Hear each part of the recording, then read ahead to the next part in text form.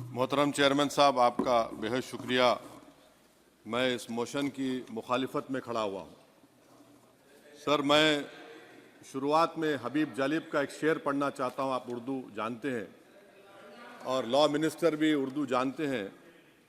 हबीब जालिब ने कहा था कि हुक्मरान हो गए कमीने लोग, खाक में मिल गए नगीने लोग, हर मुहिब वतन जलील हुआ, रात का फासला तवील हुआ, आमिरों के गीत जो गाते रहे वही नामो दाद पाते रहे, रहजनों ने रेजनी की थी, रहजनों ने रेजनी की थी, रहबरों ने भी क्या कमी की थी।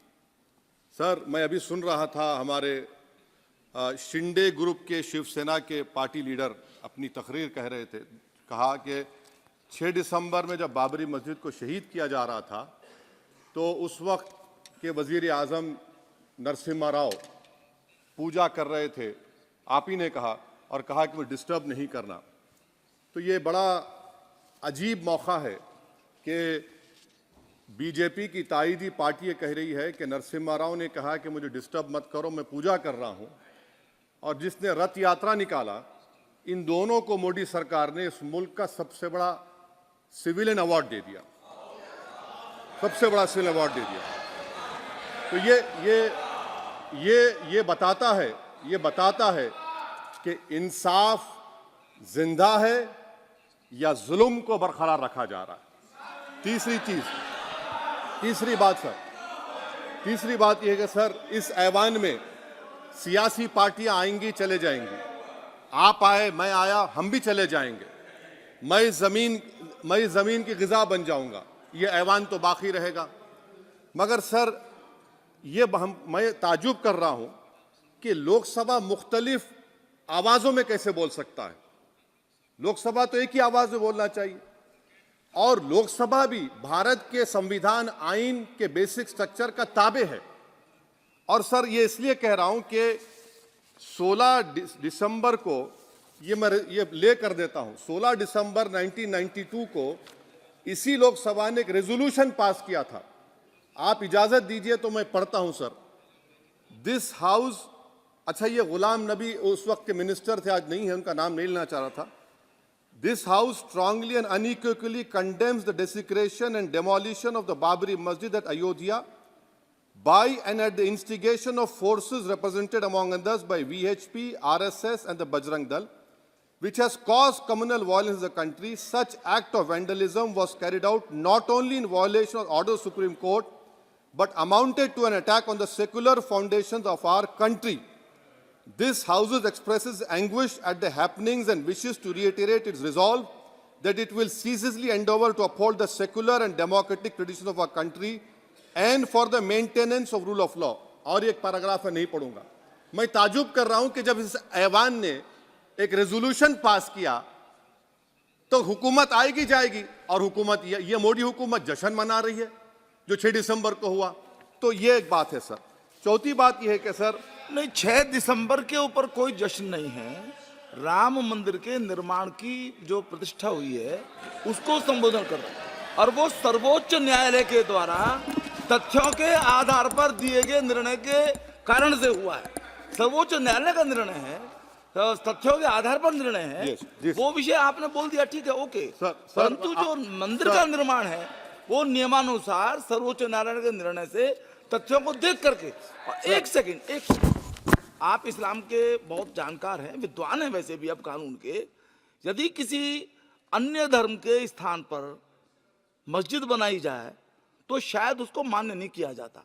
अभी एएसआई ने, सुप्रीम कोर्ट ने स्वीकार किया है कि वहां पर राम मंदिर था।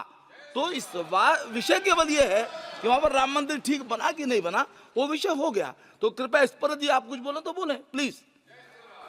सर, मैं आपको गलत साबित कर दूंगा सर। और मैंने रुक तो जाइए बड़ी इज्जत के साथ सर, मैं आपकी बड़ी इज्जत करता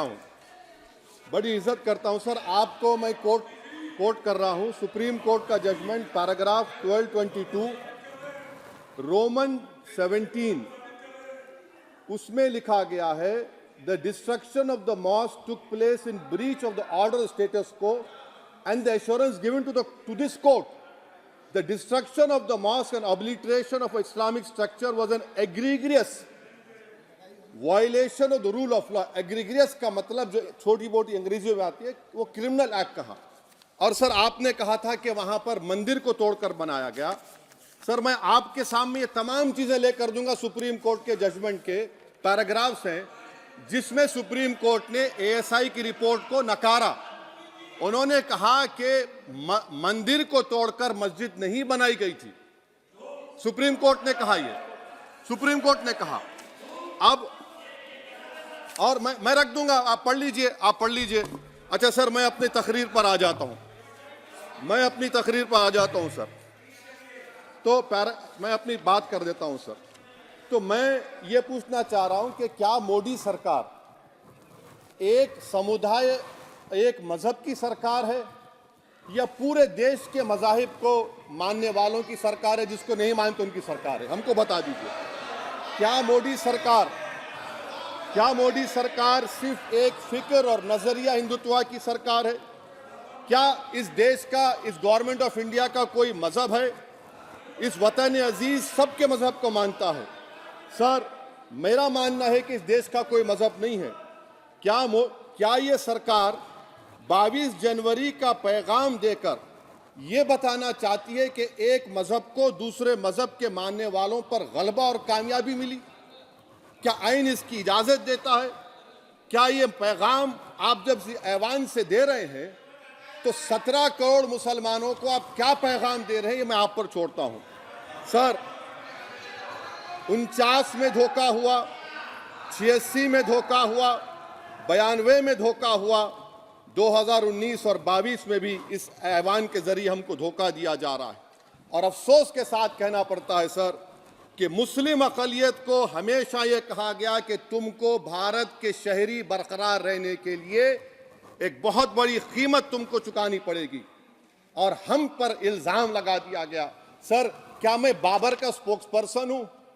क्या मैं जिना का स्पोक्स पर्सन हूं? क्या मैं औरंगजेब का स्पोक्स पर्सन हूं? बताइए सर, आखिर मैं कहां तक आप मुझे लेकर जाएंगे?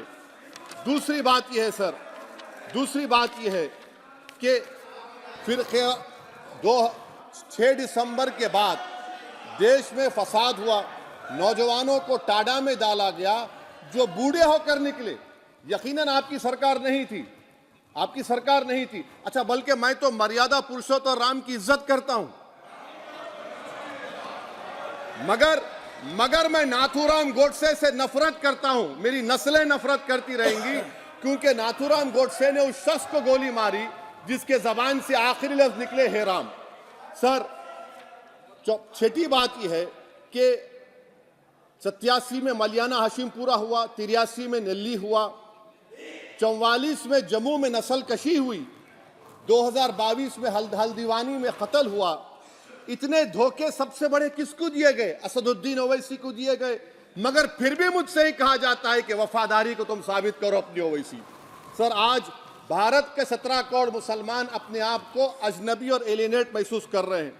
मैं बहुत बड़ी नाइंसाफी होती है, सर ये कोई तारीखी नाइंसाफी को इंसाफ नहीं किया जा रहा है। स्पीकर बल्कि सर, अंग्रेजी में स्पीकर सर केवल एक प्रश्न का जवाब ओवैसी साहब दे दें कि बाबर को वो आक्रमणकारी मानते हैं या नहीं मानते हैं? पुष्पमित्रा संघा को आप क्या मानते हैं? बताओ, पुष्पमित्रा संघा को आप क्या मानते हैं? जम्मू के वो कश्मीर के वो राजा को क्या मानते हैं जिसके पास एक फौज थी मंदिरों को तोड़ने के लिए? आप क्या मानते हैं? यही तो मैं कह रहा हूं कि निशिकांत दुबे 47 में आजादी मिली, असदुद्दीन ओवैसी से बाबर की बात पूछ रहे हैं। तुम गांधी की बात पूछते, तुम बोस की बात पूछते, तुम जलियांवाला बाग की बात पूछते, तुम काला पानी में जो मुसलमान शहीद हो गए उनकी बात पूछते, मगर बाबर की बात पूछी जाती है। तो सर मैं आपको बता रहा था, खामखा डिस्टर्ब किए सर, मुझे मेरा वक्त ले लिए निशिकांत दुबे। सर मैं आपसे कह रहा था मोदी हुकूमत ये पैगाम दे रही है भारत के मुसलमानों को कि जान बचाना है या इंसाफ चाहते हो। मैं कह रहा हूं मैं भीख नहीं मांगूंगा, मैं इस नंगी तासुब को कबूल नहीं करूंगा मैं दूसरे दर्जे के शहरी के मौक़िफ़ को कबूल नहीं करूंगा। मैं अपनी शनाख्त को नहीं मिटने दूंगा। अब मैं झूठी और दिल फरेब बातों पर हरगिज भरोसा नहीं करूंगा। मैं वो काम नहीं करूंगा जो बीजेपी और नाम निहाद सेकुलर पार्टियां चाहती हैं। मैं वो काम करूंगा जो आपको पसंद नहीं है, संविधान के दायरे में रहकर। सर, कंक्लूजन में मैं आपको बताना चाहता हूं कि आज इस देश को किसकी जरूरत है। इस देश को अयोध्या में, तारीख शायद नहीं पढ़ते होंगे, मौलाना अमीर अली कौन थे, पुजारी बाबा रामचरण दास कौन थे, अयोध्या के पुजारी थे। दोनों ने मिलकर अंग्रेजों के खिलाफ जंग लड़ी थी और दोनों ने, अंग्रेजों ने इनको गिरफ्तार किया और एक पेड़ पर मौलाना अमीर अली को और पुजारी रामचरण दास को फांसी दे दी गई। देश को इनकी जरूरत है। देश को शंभू प्रसाद, अचन खां, ये राजा देवी बख्श सिंह के फौज में थे, अंग्रेजों से मुकाबला किया। मुसलमान की लाश को जला दिया गया और शंभू प्रसाद को दफना दिया गया। इस देश को यह जरूरत है। देश को बाबा मोदी की जरूरत नहीं है। आज भारत को अयोध्या के मौलाना अमीर अली और रामचरण दास, अचन खान, शंभू खान की जरूरत है। सर, मैं अभी सुन रहा था ये नाम निहाद सेकुलर पार्टियों के बयानात को।